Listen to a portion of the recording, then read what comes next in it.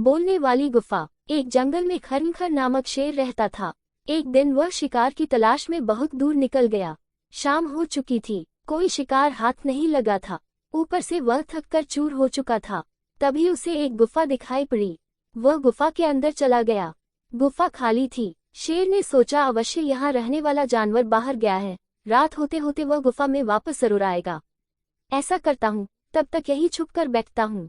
जब वह जानवर आएगा तो उसे मारकर खा जाऊंगा और अपनी भूख मिटाऊंगा।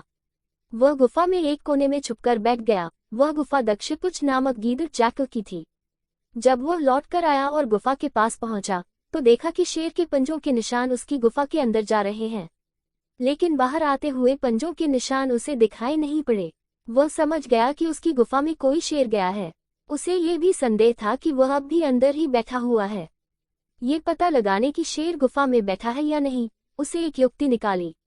गुफा के द्वार पर खड़ा होकर वह तेज आवाज में बोला, मित्र, मैं वापस आ गया हूँ।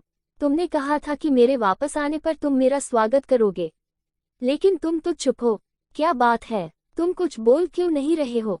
जब गीदड़ की आवाज शेर के कानों में पहुंची तो उसने सोचा कि ये गुफा अवश्य गीदड़ के आने पर उसका स्वागत करते हुए कुछ कहती है।